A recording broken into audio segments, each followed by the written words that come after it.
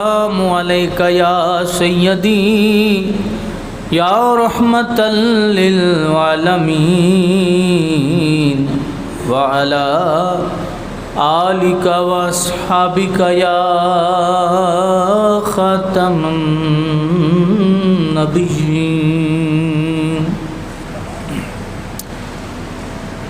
نور کی سرکار سے نور کی سرکار سے پایا دشالہ نور کا،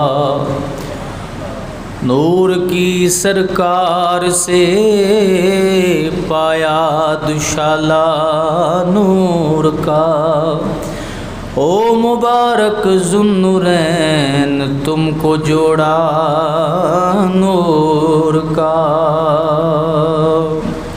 صبح طیبہ میں ہوئے بٹتا ہے باڑا نور کا، صدقہ لینے نور کا آیا ہے تارا نور کا۔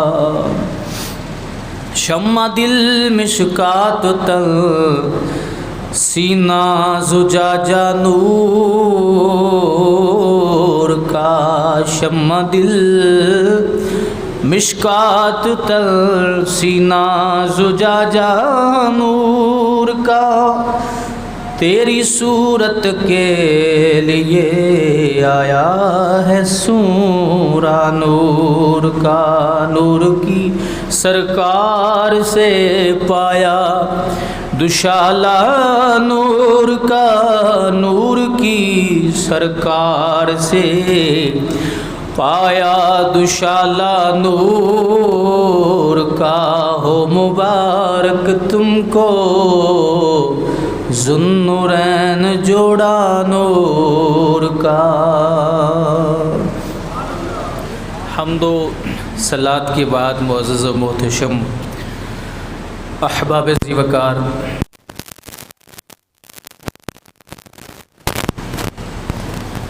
اللہ تعالیٰ کے فضل و توفیق سے جمعۃ المبارک کی عظیم ساعتیں ہم سب کو نصیب ہو رہی ہیں۔ 18 ذی الحج حضرت سیدنا عثمان غنی رضی اللہ تعالیٰ عنہ کا یوم شہادت ہے،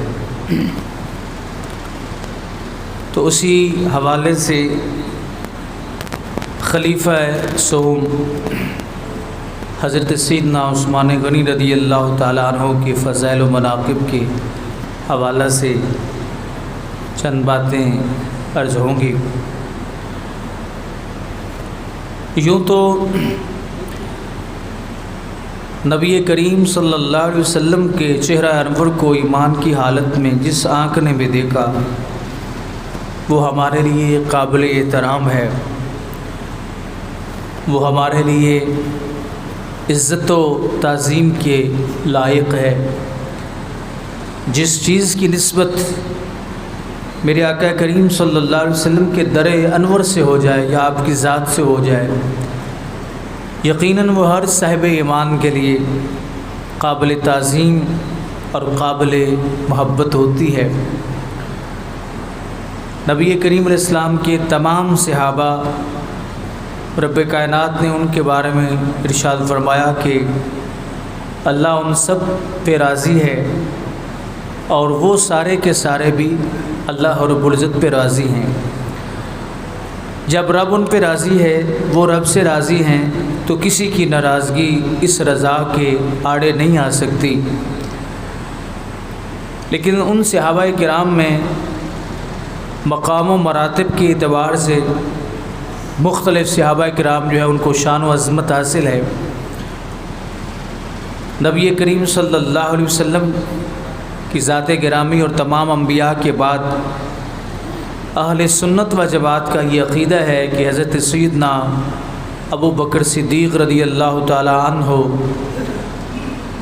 آپ افضل البشر بعد الانبیاء ہیں، اور ان کے بعد حضرت سیدنا عمر رضی اللہ تعالیٰ عنہ کا مقام آتا ہے، ان کے بعد حضرت عثمان غنی رضی اللہ تعالیٰ عنہ، اور ان کے بعد حضرت مولا کائنات سیدنا علی المرتضیٰ رضی اللہ تعالیٰ عنہ کا مقام و مرتبہ ہے۔ تو پوری امت اس بات پر مجتمع ہے کہ رسول کریم صلی اللہ علیہ وسلم کے تمام صحابہ حق ہیں، ان کی آپس کے اختلافات اور معاملات کو زیر بحث لانا یہ ایمان ضائع کرنے کے مترادف ہے۔ ہم تو تمام صحابہ کرام، اہل بیت ہوں، صحابہ کرام ہوں، سب کے ماننے والے اور ان سے محبت کرنے والے ہیں۔ ان کی تعظیم و توقیر کرنا یہ ہر صاحب ایمان پر فرض و لازم ہے۔ حضرت عثمان غنی رضی اللہ تعالیٰ عنہ آپ چوتھے نمبر پر اسلام لائے، یعنی 3 افراد پہلے اسلام لا چکے تھے، اور حضرت عثمان غنی رضی اللہ تعالیٰ عنہ وہ چوتھی شخصیت ہیں جنہوں نے حضرت سیدنا ابو بکر صدیق رضی اللہ تعالیٰ عنہ کی تبلیغ پر آپ ایمان لائے۔ اور حضرت عثمان غنی رضی اللہ تعالیٰ عنہ یہ عام الفیل کے 6 سال حضرت عثمان غنی رضی اللہ تعالیٰ عنہ جو ہے آپ کی ولادت باسعادت ہے۔ آپ کا تعلق ایک امیر قبیلے اور گھرانے سے تھا، جس طرح ہم کہتے ہیں نا رئیس اعظم ہونا، تو حضرت عثمان غنی رضی اللہ تعالیٰ عنہ امیر گھر سے تعلق رکھتے تھے۔ جب رسول کریم صلی اللہ علیہ وسلم کے ہاتھ پہ حضرت عثمان غنی رضی اللہ تعالیٰ عنہ نے بیعت کی، تو پھر آپ کے بارے میں آتا ہے کہ آپ نے اپنے سارے کا سارا مال جو ہے وہ گاہے بگاہے آقا دو عالم صلی اللہ علیہ وسلم کی ذات گرامی کے لیے پیش کر دیا، اور حضور صلی اللہ علیہ وسلم کے دین متین پر اتنی کثرت سے اور اتنی فراخ دلی سے آپ مال خرچ کرتے کہ جس کی مثال جو ہے وہ نہیں ملتی۔ حضرت عثمان غنی رضی اللہ تعالیٰ عنہ نے تجارت کا جب سلسلہ شروع کیا تو آہستہ آہستہ اتنا بڑا آپ کا یہ سلسلہ تجارت ہو گیا اور بہت بڑے تاجر بن گئے کہ عرب کے امیر ترین لوگوں میں جناب عثمان غنی رضی اللہ تعالیٰ عنہ جو ان کا شمار ہونے لگ گیا۔ حضرت عثمان غنی رضی اللہ تعالیٰ عنہ عبادت میں بہت بڑا مقام رکھتے تھے۔ آپ نے اپنے دور حکومت میں بھی معمول یہ ہوتا تھا کہ ساری رات عثمان غنی رضی اللہ تعالیٰ عنہ عبادت میں مصروف رہتے، مگن رہتے، اور سارا دن جو ہے وہ مملکت کے معاملات نمٹانے میں لگے رہتے۔ یہ نہیں تھا کہ ان کو مملکت کے معاملات جو ہے وہ تھکا دیتے تھے اور اللہ تعالیٰ کی یاد سے غافل کر لیتے تھے۔ حضرت عثمان رضی اللہ تعالیٰ عنہ آپ کے مزاج میں، کردار میں ایسی کوئی بات نہیں تھی۔ عبادت و ریاضت یہ آپ کا محبوب مشغلہ تھا۔ اور صحابہ کرام فرماتے ہیں کہ حضرت عثمان غنی رضی اللہ تعالیٰ عنہ کا جو مزاج تھا نا، مزاج وہ رسول کریم صلی اللہ علیہ وسلم کے مزاج کے ساتھ تمام صحابہ میں سب سے زیادہ ملتا تھا۔ بہت زیادہ صحابہ کرام فرماتے ہیں کہ حضرت عثمان غنی رضی اللہ تعالیٰ عنہ جو ہیں وہ نبی کریم صلی اللہ علیہ وسلم کی مزاج کے مطابق ان حضور کے اٹھنا بیٹھنا، لوگوں سے باتیں کرنا، گفتگو کرنے کا جو انداز ہوتا تھا، وہی سارے کا سارا انداز حضرت عثمان غنی رضی اللہ تعالیٰ عنہ کا تھا کہ وہ نبی کریم صلی اللہ علیہ وسلم کی ایک چلتی پھرتی تصویر تھے گویا۔ اور کئی معاملات کے اندر ایک صحابی کہتے ہیں کہ حضرت عثمان رضی اللہ تعالیٰ عنہ آپ نے وضو کیا اور وضو کرنے کے بعد مسکرانے لگ گئے۔ ہم نے پوچھا امیر المومنین اس میں مسکرانے والی کون سی بات ہے؟ جب بندہ وضو کر لے تو مسکرانا شروع کر دے۔ تو حضرت عثمان رضی اللہ تعالیٰ فرمانے لگے کہ اصل میں بات یہ کہ ایک مرتبہ میں حضور کے ساتھ تھا اور نبی کریم علیہ السلام نے وضو فرمایا، وضو فرمانے کے بعد حضور مسکرا رہے تھے، تو میں اپنے آقا کی اس سنت کو دیکھ کر ادا کر رہا ہوں۔ اور یہ ایک صحابی نہیں بلکہ نبی علیہ السلام کے تمام صحابہ کا یہی مزاج تھا۔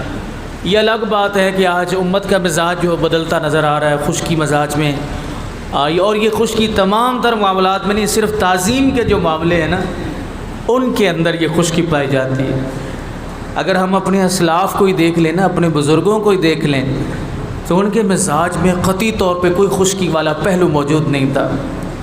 حضرت محدثین جن کی بات کو ہم اتھینٹک بات سمجھتے ہیں اور اس پہ بڑا زور دیتے ہیں، حضرت امام بخاری رضی اللہ تعالیٰ عنہ، کئی مرتبہ یہ چیزیں پہلے بھی عرض کی ہیں کہ آپ جب رسول کریم صلی اللہ علیہ وسلم کے فرمان علی شان کو درج فرماتے تھے تو پہلے غسل کرتے تھے، غسل کرنے کے بعد یعنی لباس اچھا پہنتے، غسل کرتے، اور غسل کرنے کے بعد حضرت امام بخاری رحمۃ اللہ علیہ 2 رکعت نفل ادا کرتے۔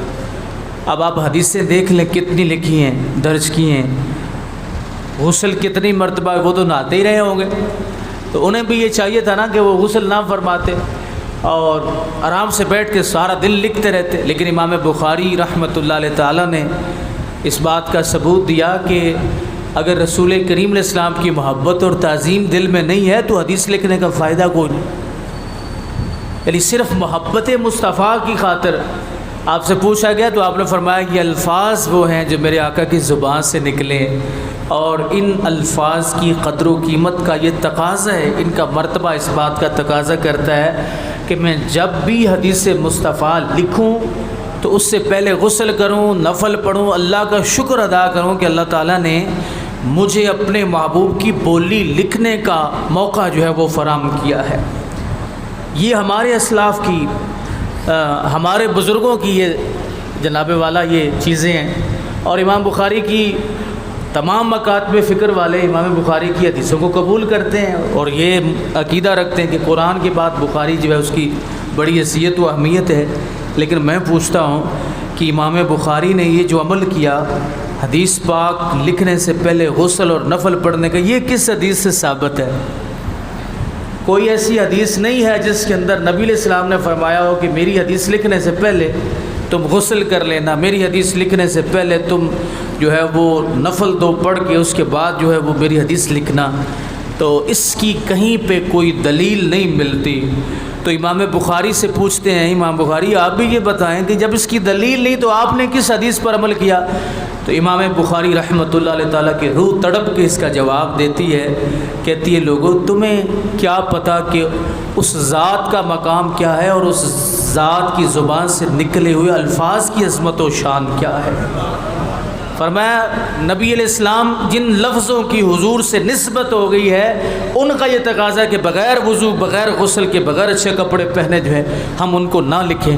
تو پھر بعض لوگوں کی تعریف کے مطابق تو امام بخاری بھی بدعتی ٹھہرے کہ امام بخاری رحمۃ اللہ علیہ تعالیٰ نے ایسا کام کیا جو حدیث پاک سے ثابت ہی نہیں ہے۔ تو میرے بھائی محبت کی ادائیں جو ہوتی نا، پیار کی ادائیں، یہ ان کو بدعت کی طرف منسوب کرنا یہ امام بخاری رحمۃ اللہ علیہ تعالیٰ کا طریقہ نہیں ہے، بلکہ امام بخاری نے کہا کہ نبی علیہ السلام کی تعظیم ہی عین اسلام ہے، رسول کریم علیہ السلام سے محبت ہی عین اسلام ہے۔ چاہے اب دیکھیں جب آپ حدیث لکھتے تھے تو سردی کا موسم بھی ہوتا تھا، کوئی اب تو گیزر لگے ہوتے ہیں، ٹھنڈا پانی کا گرمیوں میں انتظام و اہتمام ہوتا ہے، لیکن اس وقت جھاڑے، سخت برف باری، اور آپ دیکھتے ہیں بخارا کے علاقے وہاں پہ کتنی سردی پڑتی ہے، اس کے باوجود امام بخاری کے لیے کتنی مشکل پیش آتی، کیسے پانی گرم کرتے ہوں گے، کتنی اذیت کے ساتھ وہ ٹھنڈے یا اور گرم پانی سے نہاتے ہوں گے۔ لیکن حضرت امام بخاری نے اپنا یہ طریقہ نہیں چھوڑا کہ میں اس طریقے کو چھوڑ کے، کیونکہ یہ طریقہ اگر چھوٹ جاتا تو تعظیم مصطفیٰ کا اور محبت مصطفیٰ کا پہلو ہاتھ سے نکل جاتا۔ تو عرض کرنے کا مطلب یہ ہے حضرت عثمان غنی رضی اللہ تعالیٰ عنہ بھی رسول کریم صلی اللہ علیہ وسلم کی تعظیم اور توقیر کا کمال جو ہے آپ نے تاریخ جو ہے وہ رقم فرمائی ہے۔ اور ہمارے اسلاف میں امام مالک رحمۃ اللہ علیہ تعالیٰ ان کے متعلق بھی آتا ہے کہ آپ ایک مرتبہ جا رہے تھے تو ایک بندہ آپ کے ساتھ رستے میں کہتا ہے امام مالک حضور کی حدیث سنا دے۔ میں چپ کر، حضور کی حدیث سنا دے۔ کہا گھر چل کے سنائیں گے۔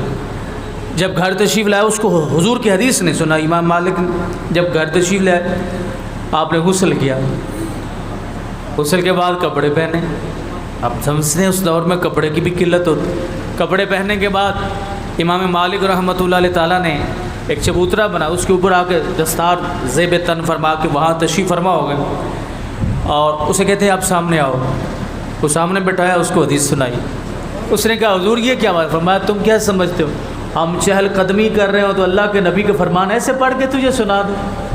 یعنی اس قدر رسول کریم علیہ السلام کے جہاں زبان سے نکلے ہوئے الفاظ کی قدر و قیمت محدثین کی نگاہ میں ہے، تو اس ذات کی قدر و قیمت محدثین کی نگاہ میں کیا ہو. ساری زندگی امام مالک نے مدینہ شریف کے احاطے میں بول و براز نہیں کیا. قضاء حاجت کے لیے مدینہ کی سرزمین سے باہر تشریف بہت کم کہا کرتے تھے کہ کہیں مجھے بول و براز نہ آ جائے اور قضاء حاجت نہ ہو جائے، تو اس بہت کم کھاتے تھے کہ رسول کریم علیہ السلام کے اس شہر انور کی کہیں بے ادبی نہ ہو جائے. اب ان سے کوئی یہ پوچھے لوگ پاؤں پھیلا کے کعبہ کی طرف، ایک آدمی پاؤں پھیلا کے کعبہ کی طرف بیٹھا ہوا، اب اس سے کوئی آگے پوچھتا ہے کہ کعبہ کی طرف، یعنی کعبہ شریف سامنے، حرم پاک سامنے، پاؤں اس طرف کر کے بیٹھے، یہ جائز ہے؟ یہ کیا ہے؟ جائز ہے کہ کعبہ کی طرف آپ سامنے کعبہ شریف کا سیاہ رنگ کا وہ غلاف جو ہے وہ نظر آ رہا اور تم پاؤں کر کے بیٹھے ہوئے، کہتے ہو یہ جائز ہے. تو ہم پوچھتے ہیں یہ کس حدیث سے جائز ہے؟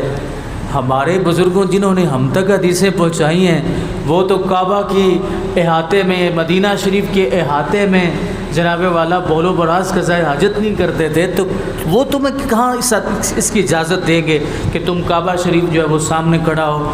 اور حضور نے فرمایا نا کہ کعبہ کو دیکھتے ہوئے پہلی نظر میں جو بھی دعا کرو وہ قبول ہو جاتی.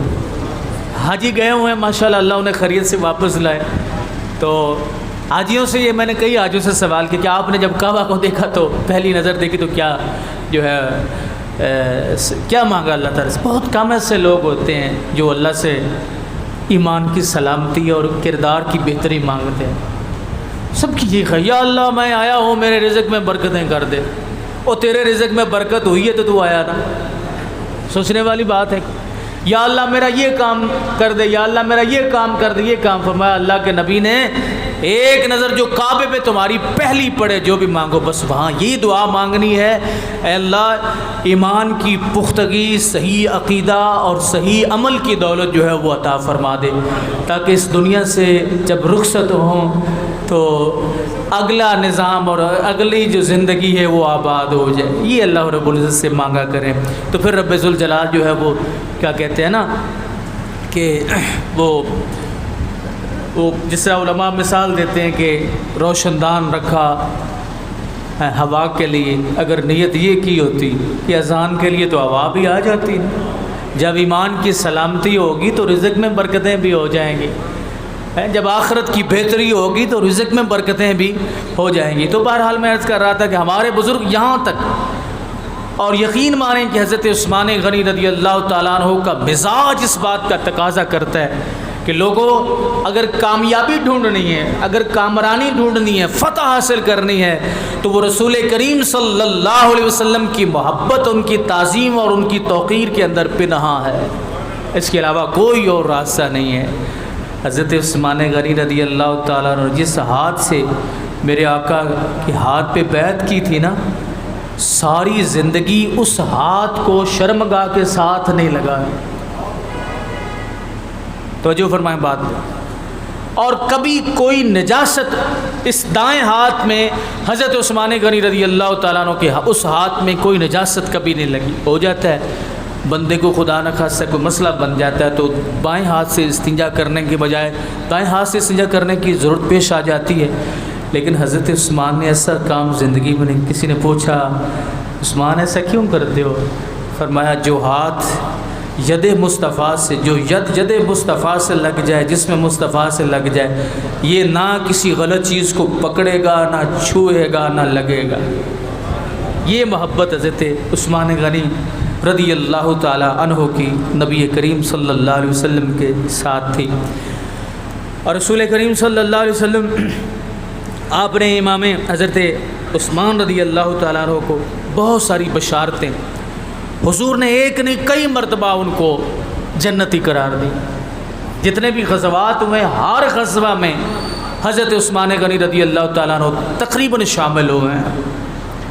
نبی کریم علیہ السلام کا ساتھ آپ نے ایک لمحہ بھی نہیں چھوڑا، اور آقا دو عالم صلی اللہ علیہ وسلم کی ذات کے بغیر ایک قدم بھی نہیں اٹھایا کرتے۔ جب حضور اسلام عمرہ کے لیے تشریف لائے تو روک لیا نا کافروں نے، اور کہا نہیں، ہم حضرت عثمان کو آپ نے سفیر بنا کے ان سے گفتگو کرنے کے لیے بھیج دیا۔ تو اہل مکہ نے کہا کہ آپ جو ہے عمرہ کر لیں، آپ آئیں، آپ کر لیں عمرہ، ہم آپ کو منع نہیں کرتے، لیکن محمد بن عبداللہ کو اجازت نہیں دیں۔ ان کی خواہش یہ تھی، ان کا ذہن یہ تھا کہ یہ کر کے عمرہ شمرہ واپس چلے جائیں گے اور ان کا ذرا بیٹھ جائے گا، اپنا وہ جو شوق ذوق ہے وہ اس کا کام ہو جائے گا، تو جا کے ان کو مطمئن کر لیں گے، جس طرح کہ آج کے سفیر کرتے ہیں نا۔ اب ہمارے صدر صاحب، جو بھی وزیر اعظم صاحب، کوئی بھی ہو، وہ کسی کو سفیر بنا کے کہیں بھیج دے تو آگے جا کے ساز باغ ہو جائیں۔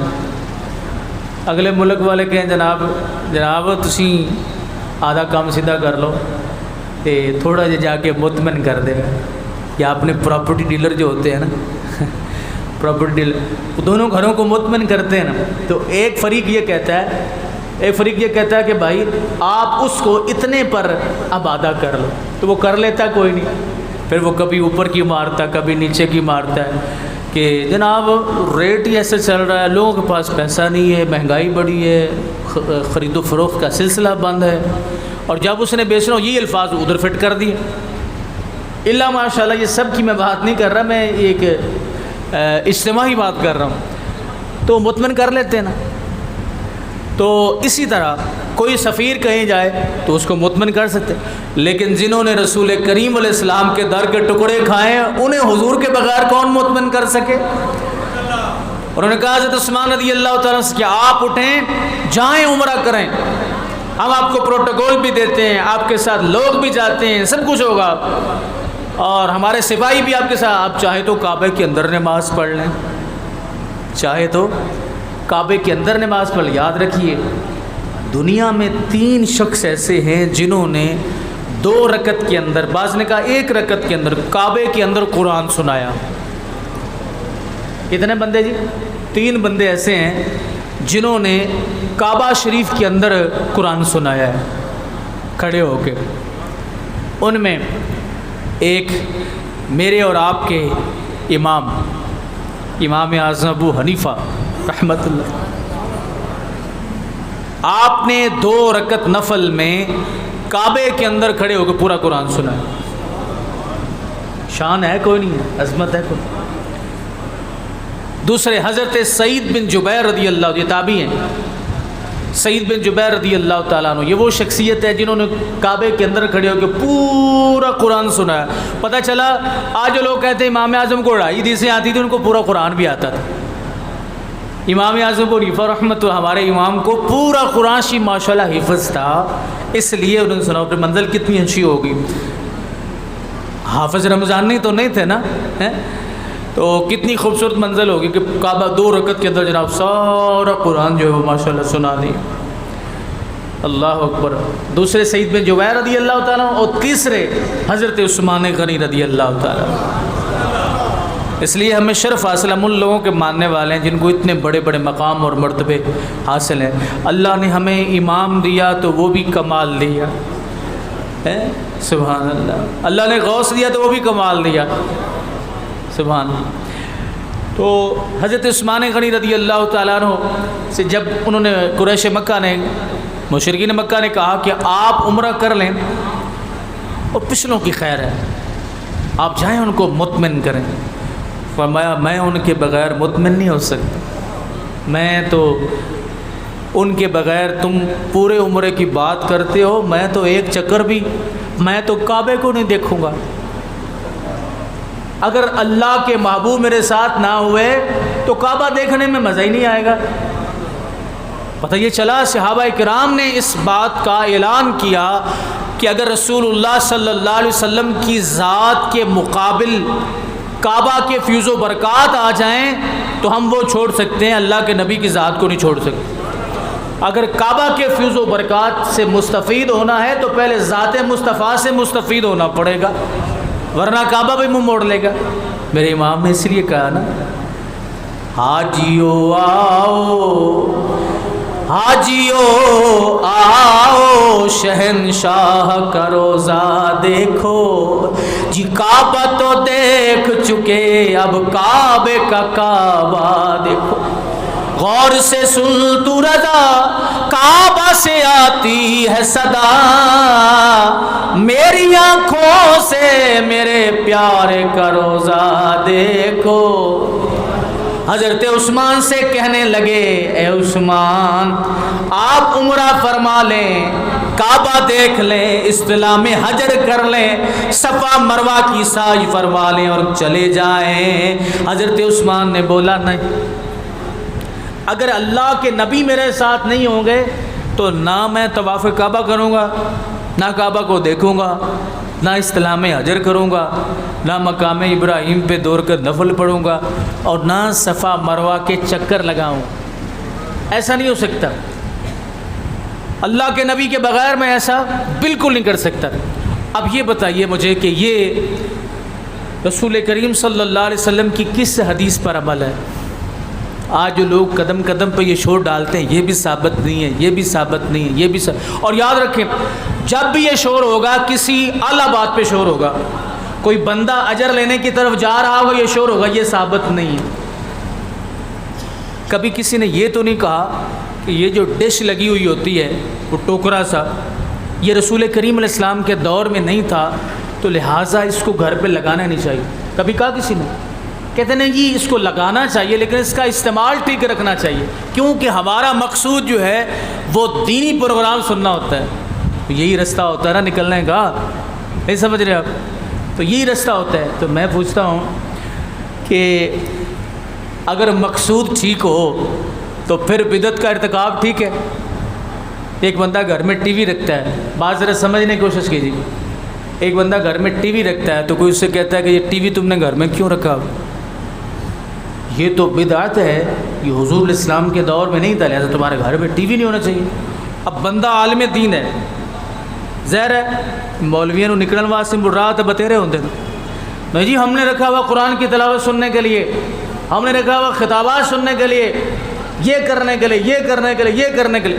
تو پھر کہا اچھا ٹھیک ہے، پھر آپ کا مقصود ٹھیک ہے، آپ کا جو جس مقصد کے لیے رکھا آپ نے وہ ٹھیک ہے، لہٰذا اس کی گنجائش یہ جائز ہے۔ تو اگر ہم یہ کہیں کہ ہم ایک کام کر رہے ہیں جو حضور علیہ السلام سے ثابت تو نہیں لیکن ہمارا مقصود محبت مصطفیٰ ہے، تو پھر ہمیں ٹھیک کیوں نہیں کہتے ہو؟ بات سمجھے کوئی نہیں؟ ہم نماز جنازہ کے بعد دعا کر رہے ہیں، کس لیے کر رہے ہیں؟ اللہ سے مانگ رہے ہیں کہ یار یا اللہ اس کو معاف فرما دے۔ جنازے میں بھی مانگ لیا، بعد میں مانگ کس سے رہے؟ اب وہاں پہ شور اتنا پڑے گا، یہ ثابت نہیں ہے۔ ثابت ایک جگہ پہ نا ایک بڑا جنازہ ہوا، وہ وہاں کے ایم این اے فوت ہوا تھا، تو جو امام صاحب تھے نا، بڑی خوبصورت بات، امام صاحب وہ تھے بغیر دعا والے، سمجھ گئے؟ تو ایک سنی عالم دین بھی وہاں پہ کھڑے تھے، اب انہوں نے ان سے نہیں کہا کہ آپ جنازہ پڑھائیں، وہ جنازہ پڑھایا اور انہوں نے وہ پیچھے ہٹ کے کہتے ہیں میں نہیں پڑھوں گا ان کے اپنے اپنا یہ سارے تو نہیں نا وہ ہوتے کنویں کے مینڈک ہوتے، بس جو شخص اپنے عقائد کے ساتھ مخلص نہیں ہے، اپنے مسلک کے ساتھ مخلص نہیں، وہ کسی دنیا کے کسی بندے کے ساتھ مخلص ہو نہیں سکتا۔ یہ بات لکھ لیں، جو بندہ اپنے مسلک سے مخلص نہیں ہے نا، وہ کسی کے ساتھ مخلص ہے، اس کے اندر منافقت چلی جائے گی، وہ ہر قدم پہ اپنے رنگ کو یعنی دو رنگی نہیں چھوڑے گا۔ اس لیے تھوڑے تعلق بنے یا زیادہ بنے، کبھی بھی اپنے عقیدے کا سودا نہ کیا کرو۔ اگرچہ یہ باتیں کچھ میرے بھائیوں کو بری تو لگتی ہیں، لیکن میں یہ کرنے سے رکتا میں بھی نہیں ہوں، کر دیتا ہوں اور ایڈوانس معافی بھی مانگ لیتا ہوں۔ جو شخص اپنے عقیدے سے بغاوت کرتا ہے، اپنے عقیدے کے ساتھ جو ہے وہ خرابی کر جاتا ہے نا، گدھا گھوڑا ایک کرتا ہے، وہ دنیا میں کسی کے ساتھ مخلص نہیں ہو سکتا، اس سے خلوص کی وہ دولت ہی چھن جاتی ہے۔ اور پھر اس کے بارے میں لوگ کہتے ہیں اس کا مذہب ہی کوئی نہیں ہے، اس پہ کوئی اعتماد بھی نہیں کرتا کسی حوالے سے۔ یہ تجربہ کر کے آپ دیکھ لیں۔ تو اب وہ جنازہ جب ہو رہا تھا تو انہوں نے کہا جی آپ جنازہ پڑھ کر، میں نہیں پڑھاؤں گا، اس کے پیچھے نہیں پڑھوں گا میں۔ انہوں نے ان سے نہیں کہا کہ آپ جنازہ پڑھائیں، وہ بھی بہت بڑے عالم دین تھے۔ اب جب جنازہ حضرت نے پڑھا لیا تو جو اس کے بیٹے تھے، یعنی جو فوت ہوا تھا، ان کو پتہ نہیں تھا ان چیزوں کا کہ یہ کیا معاملے۔ اب جیسے سلام پھرا تو انہوں نے کہا حضرت سے، وہ پڑھنے لگ گئے، حضرت ہاتھ نیچے کر کے کھڑے ہیں۔ اب وہ کہے پڑھو جی، دعا مانگے جی، وہ کہے جی میں نہیں مانگتا۔ بات سمجھیں، مانگنا کس سے ہے؟ اللہ سے مانگنا نا۔ موقف ان کا یہ ہے کہ یہ ثابت نہیں ہے، دیش ثابت ہے نہیں جی، ہمارا مقصود جو ہے وہ قرآن کی تلاوت سننا ہے۔ ٹی وی ہے جی ہے، لیکن اس لیے رکھا ہوا ہے کہ قرآن کی تلاوت میں شاید یہ مسئلہ میں صحیح طرح آپ کو سمجھا نہ سکوں، آپ کے ذہن میں بات ڈالنا چاہتا ہوں، ہے کہ ہم نے قرآن کی تلاوت سننے کے لیے رکھا ہوا ہے جی، پھر ٹھیک ہے۔ تو ہم کیا کہہ رہے ہیں کہ دعا کر رہے ہیں اللہ تعالیٰ سے اس میت کی مغفرت کے لیے، تو مقصود تو ٹھیک ہے کہ کوئی نہیں ہے؟ کیوں جی، مقصد تو ٹھیک ہے نا، اس کو تو بطریق اولاد ٹھیک ہے نا چاہیے، لیکن وہاں پہ ضد چلتی کہ جی دعا کریں۔ بھائی میں تو دعا نہیں کروں گا۔ جب وہ اس کا بیٹا کہنے لگا دعا آپ کیوں نہیں کریں گے بھائی؟ اب وہ شور پڑ گیا۔ اب ان حضرت سے کہا کہ آپ آگے آگے دعا کرو۔ انہوں نے کہا جن دے کول جنازہ پڑھائے نے دعا بھی ان دے کول کرواؤ۔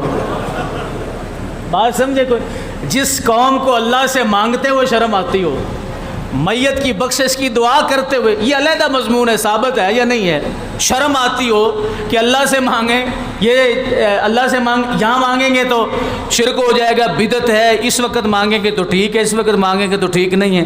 مجھے آپ یہ بتائیے کسی آیت میں، کسی حدیث میں رب کائنات نے کوئی اوقات مقرر فرمائے ہیں کہ اس وقت مانگو تو میں سنتا ہوں دیتا ہوں، اس وقت مانگو تو میں نہیں سنتا بھی نہیں ہوں دیتا بھی نہیں ہوں؟ کسی جگہ پہ موجود ہے۔ اور یاد رکھیں، منع کرنے والے کی دلیل جو ہے وہ کام کرنے والے سے قوی ہوتی ہے۔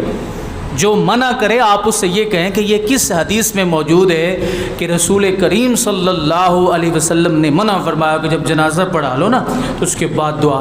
بڑی ضد وہاں پہ لوگ کرتے ہیں، تو جناب وہاں پہ ضد کرنی ہے تو اس ٹی وی پہ بھی ضد کیا کریں۔ اب مغفرت کی دعا کرنے میں کوئی اور مقصد تو ہو ہی نہیں سکتا، یہ دعائیں مغفرت کی ہو رہی۔ ٹی وی میں اور مقاصد بھی ہیں، ڈش میں اور مقاصد بھی ہیں، تو جہاں دیگر مقاصد کا خطرہ ہے اور وہ مقاصد برے ہیں، بھئی آڑ میں ہی چلتا ہے نا سارا کچھ، آپ سمجھدار ہیں، کوئی کملے تو ہے نہیں، آڑ میں چلتا ہے کہ قرآن کے نام پہ ٹی وی گھر میں رکھ لیا، قرآن کے نام پہ موبائل رکھ لیا، سارا کچھ چلا لیا، انٹرنیٹ وغیرہ چلا لیا، اور اس میں کیا کیا ہوتا ہے؟ یہ شیطان کی وارداتیں ہوتی ہیں، تو وہاں پہ دیگر مقاصد ہے، لیکن دعا کے اندر کوئی اور مقصد ہے۔ ہم یہی عرض کرتے ہیں اللہ یہ جو مر رہا ہے نا تو اس کو معاف کر دے، اے اللہ تو جو یہ مر رہا ہے نا اس کو معاف کر دے، اے اللہ اس کے گناہ معاف کر دے۔ اتنے بندے کھڑے ہیں، رب کسی نہ کسی کی سن لے، اس کا فائدہ ہو جائے۔ اور کتنے ایسے لوگ ہوتے ہیں جو نماز جنازہ میں شامل نہیں ہو سکتے ہوتے، بعد میں پہنچتے ہیں، وہ بھی دعا میں شامل ہو گئے، کوئی نہیں، مقصد نیک ہے کوئی نہیں، لیکن افسوس، صد افسوس، ہر بات کے لیے دلیل مانگنا یہ صحابہ کا طریقہ نہیں۔ حضرت عثمان غنی رضی اللہ تعالیٰ عنہ کو یہ چاہیے تھا کہ وہ حدیث پہ عمل کرتے کہ نبی علیہ السلام نے جب کسی مقام پہ منع نہیں کیا کہ میرے بغیر تم عمرہ نہ کرو، پھر حضرت عثمان کو کر لینا چاہیے تھا۔ میرے بغیر استلام حجر نہ کرو، رمل نہ کرو، تو نبی علیہ السلام کے صحابہ کو کر لینا چاہیے۔ میرے بغیر تم صفا اور مروہ کی سعی نہ کرو، تو نبی علیہ السلام کے صحابہ کو نہیں کرنی چاہیے تھی۔ اگر حضور منع فرما دیتے تو صحابہ کو نہیں کرنا چاہیے تھا، لیکن نبی کریم علیہ السلام نے کسی جگہ پہ منع نہیں فرمایا، صحابہ نے یہ کام کر کے دکھایا۔ حضور علیہ السلام کے صحابہ نے یہ بتایا کہ اگرچہ منع نہیں ہے لیکن محبت کا یہ تقاضا ہے کہ ان کے بغیر یہ کام اگر کیے تو اللہ کی بارگاہ میں مقبول نہیں ہوں گے۔ حضرت عثمان نے کہا تم لاکھ مجھے دعوتیں عمرے کی دیتے رہو، لاکھ تم مجھے دعوتیں جناب والا رمی کی دیتے ساج کی دیتے رہو، جو بھی کرتے رہو، میں اس وقت تک عمرہ نہیں کروں گا جب تک میرے مصطفیٰ کریم علیہ السلام میرے ساتھ نہ ہوں گے۔ جب حضور کے ساتھ میں چلوں گا تو اس وقت عمرہ کرنے کا مزہ دوبالا ہو جائے گا۔ تو حضرت گرامی حضرت عثمان غنی رضی اللہ تعالیٰ عنہ یہ تاریخ رقم فرما دی کہ محبت مصطفیٰ اور تعظیم مصطفیٰ پہلے ہے، عبادتیں بعد میں ہوتی۔ عبداللہ ابن عباس رضی اللہ تعالیٰ عنہما، نبی علیہ السلام آپ تو نماز اللہ کی پڑھ رہے تھے تو کھینچ کے برابر کرتے تھے کوئی نہیں، کس کو؟ اب شریعت کا مسئلہ یہ تھا کہ محاذی کھڑے ہوتے عبداللہ ابن عباس رضی اللہ تعالیٰ عنہما تو پیچھے ہٹ جاتے تھے کوئی نہیں۔ عبداللہ ابن عباس ابھی بچے ہیں، چھوٹے ہیں، لیکن حضور علیہ السلام نے ان کے منہ مبارک میں، ان کے منہ میں اپنا لعاب ڈالا تھا۔ اللہ نے علوم کے خزانے جو ہیں وہ عطا فرماتا، اور کبھی کبھی مقابلہ بھی ہو جاتا تھا۔ مثلا حضرت عمر کے دور میں آتا ہے کہ حضرت عمر رضی اللہ تعالیٰ کے دور میں بعض کبار صحابہ کرام نے کہا کہ یہ چھوٹا بچہ آپ اس کو آگے بٹھا لیتے ہیں، سمجھ رہے ہیں نا بات، کہ عبداللہ چھوٹا سا بچہ آپ اس کو آگے بٹھا لیتے ہیں۔ حضرت عمر نے کہا تمہیں پتہ نہیں کہ میں اس کو آگے کیوں بٹھاتا ہوں؟ صحابہ نے کہا پھر ہمیں بھی بتائیں۔ ایک دن حضرت عمر رضی اللہ تعالیٰ نے کہا کہ آج تمہیں بتاؤں کہ اس بچے کو آگے کیوں بٹھاتا ہوں۔ یہ عمر میں اگرچہ چھوٹے ہیں تو بڑے تھے حضرت عمر کے دور میں حضرت عبداللہ ابن عباس، لیکن باقی صحابہ سے چھوٹے تھے عمر میں۔ حضرت عمر رضی اللہ تعالیٰ عنہ آپ نے کہا کہ ایک دن فرمایا کہ آج میں تمہیں بتانا چاہتا ہوں کہ اس لڑکے کو میں آگے کیوں بٹھاتا ہوں۔ آپ نے فرمایا، اللہ قرآن میں فرماتا ہے اذا جاء نصر اللہ والفتح ورأیت الناس یدخلون فی دین اللہ افواجا فسبح بحمد ربک واستغفر انہ کان توابا۔ آپ نے پوچھا صحابہ سے کہ اس سورت کا مطلب کیا ہے؟ کوئی کیا بولے، کوئی کیا بولے، کوئی کیا بولے۔ فرمایا نہیں، فرمایا اب کمال دیکھنا ہے اس لڑکے کا۔ صحابہ نے کہا اب بغض نہیں تھا نا صحابہ کے اندر، ہم تو جل کے راکھ ہو جاتے ہیں، دو بیٹھے ہوں تو ایک کو کوئی تقریر کے لیے کہہ دے کہ تو کر لے، تو نہ کر، بس شامت آ گئی۔ انہوں نے کہا میں تو ایسے ہی ہے، مجھے اس نے ذلیل کر دیا، ایسے پروٹوکول نہ ملے ہمیں تو ہمارے مزاج بگڑ جاتے ہیں، اور پھر پروٹوکول کے اندھے نشے میں ہم اپنے مسلک کو بھی پسے پش ڈال دیتے ہیں، اپنے عقیدے کو بھی پسے پش ڈال دیتے ہیں۔ ان میں شوق ہے پذیرائی کا۔ اب صحابہ کے اندر یہ چیز موجود نہیں تھی، ورنہ کہتے کہ یہ اب لڑکے کو، اب اس کے سامنے ہم بڑی عمر کے لوگ ہیں اور اس لڑکے کے سامنے اب ہماری تذلیل کر رہے ہیں، یہ نہیں کہا، بلکہ خندہ پیشانی سے صحابہ نے سنا کہ علم کی بات مل جائے۔ عبداللہ ابن عباس رضی اللہ تعالیٰ عنہ نے حضرت عمر رضی اللہ تعالیٰ عنہ سے عرض کیا کہ امیر المومنین اس صورت سے مراد وصال مصطفیٰ ہے۔ آپ نے کہا ذرا وضاحت کرو اس کی، سمجھاؤ سب کو۔ کہا کہ اللہ تعالیٰ نے فرمایا اذا جاء نصر اللہ والفتح، کہ جب اللہ رب العزت کی مدد اور فتح جو ہے وہ آ گئی، ورأیت الناس، اور محبوب آپ دیکھیں گے لوگوں کو، یدخلون فی دین اللہ افواجا، کہ وہ دین میں جوق در جوق، فوج در فوج داخل ہو رہے ہیں، تو جب یہ کام ہو جائے فسبح، آپ تسبیح کریں اللہ کی، بحمدک، رب کی حمد کے ساتھ، واستغفر ہو، اور کیا کریں؟ استغفار کریں، انہ کان توابا، اللہ توبہ قبول کرنے والا ہے، بڑا بخشنے والا ہے۔ عرض کیا امیر المومنین، اللہ نے جو ڈیوٹی حضور کے ذمے لگا دی، تو جب ڈیوٹی ختم ہوگی تو رب نے کہا اب آپ تسبیح کریں۔ کیا کریں؟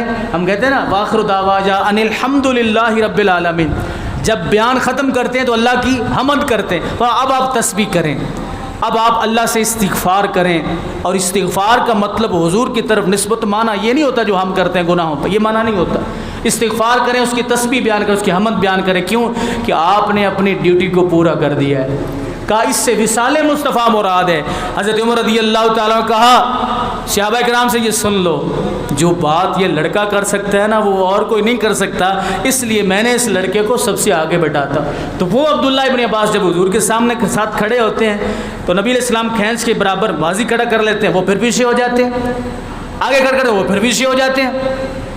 سلام پھیرا تو میرے آقا کریم نے سلام پوچھا تو تجھے مسئلہ کیا ہے، پیچھے کیوں ہو جاتا ہے؟ پتہ ہے آگے سے جواب کیا؟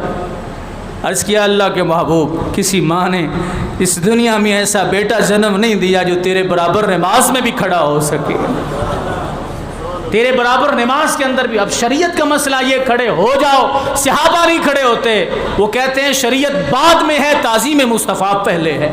اگر تعظیم شریعت کا دامن ہاتھ سے چھوٹ گیا تو اس میں گناہ ہوگا، اور اگر ذات مصطفیٰ کی تعظیم کا دامن ہاتھ سے چھوٹ گیا تو بربادی دنیا اور آخرت میں ہو جائے گی۔ تو پتہ چلا صحابہ اب حضرت عبداللہ ابن عباس کو چاہتے حدیث پہ عمل کرتے، حکم مصطفیٰ پہ عمل کرتے نہیں، کہا اللہ کے محبوب آپ کا حکم اپنی جگہ پہ ہے، پر تیرے محبوب تعظیم جو ہے وہ سب سے پہلے نمبر پر۔ تمام صحابہ کرام اور ان میں حضرت عثمان غنی رضی اللہ تعالیٰ عنہ کا مقام و مرتبہ تعظیم کے لحاظ سے اس قدر تھا کہ آپ نے، میں نے پہلے بھی عرض کیا کہ کبھی اس ہاتھ کو جس ہاتھ سے حضور کے ہاتھ پہ بیعت کی تھی حضرت عثمان نے، کبھی وہ ہاتھ کسی گندی چیز کو کبھی نہیں لگایا۔ بہت سارے فضائل و مناقب ہیں آپ کے اور بہت خوبصورت باتیں ہیں، باقی انشاءاللہ 18 ذی الحج کو آپ کی کا یوم شہادت ہے، یہ اپنے آج میرے خیال میں 15 ذی الحج ہے، 14 ہے 15، تو اپنے بچوں کو بھی یعنی پرسوں اتوار والے دن یہ آپ کا یوم شہادت ہے۔ اور یہ بات یاد رکھیں حضرت امام حسین رضی اللہ عنہ کو بڑا مقام مرتبہ، کتنے دن آپ پر پانی بند رہا جی؟ حضرت امام حسین پہ کتنا دن پانی بند رہا ہے؟ 3 دن۔ حضرت عثمان پہ 40 دن بند رہا ہے۔ تو کتنے افسوس کی بات ہے کہ ہم نواسہ مصطفیٰ کا تو ذکر کرتے ہیں، ان کا اپنا مقام مرتبہ ہے، لیکن حضرت عثمان کا ذکر بہت کم کرتے ہیں۔ ایسی بات ہے کہ نہیں؟ یہ ہمارے اندر خامی ہے۔ 2 بیٹیاں حضور کی یکے بعد دیگرے حضرت عثمان غنی کے نکاح میں ہیں۔ اہل بیت کی شان الحمدللہ، صحابہ کا مقام سبحان اللہ، سب ایک سے بڑھ کے ایک ہیں، اور ہم کسی کے درمیان کوئی تفریق نہیں کرتے۔ اس لیے اپنے عقیدے کو سنبھالیں، اپنی بگڑتی ہوئی سوچ کو لگام دے کہ کہیں محبت میں صحابہ کا پہلو رہ گیا تب بھی مارے جائیں گے، اور کہیں زیادہ اندھی محبت میں اہل بیت کی عظمت کے پہلو سے دور ہو گئے تب بھی مارے جائیں گے۔ ہم اہل بیت کے بھی ماننے والے، صحابہ کے مانے، اہل بیت کے جب ایام آئے تو وہاں ان کا ذکر کثرت سے کریں اور اپنے ایمان کا ثبوت دیجئے، اور جب رسول کریم علیہ السلام کے صحابہ کا دن آئے، اتوار آئیں جناب والا، وہ تہوار آئیں جیسے حضور کے صحابہ کی یوم شہادت کے، تو وہاں بھی ہمیں ان کا ذکر کرنا چاہیے۔ اتوار والے دن عصر کی نماز کے بعد اپنے بچوں کو بٹھا کے 1-2 باتیں جو میں نے آپ کے سامنے عرض کی ان کو یہ بتا دے کہ بیٹا آج 18 ذی الحج ہے، اور آج کے دن رسول کریم صلی اللہ علیہ وسلم کے تیسرے خلیفہ حضرت عثمان کا وصال و شہادت ہوئی تھی، اور حضرت عثمان غنی رضی اللہ تعالیٰ، یہ بھی میں نے عرض کیا کہ 4تھے نمبر پر آپ اسلام قبول، یہ 2 چیزیں تو یاد رہ جائیں گی، ایک آپ کا یوم شہادت اور ایک آپ 4تھے شخصیت ہیں جو 4تھے نمبر پر آپ نے اسلام قبول کیا تھا اور نبی کریم صلی اللہ علیہ وسلم کے ساتھ جنگوں میں شرکت کی۔ اللہ ان کے مزار پر انوار پہ کروڑوں رب و رحمتوں کا نزول فرمائے۔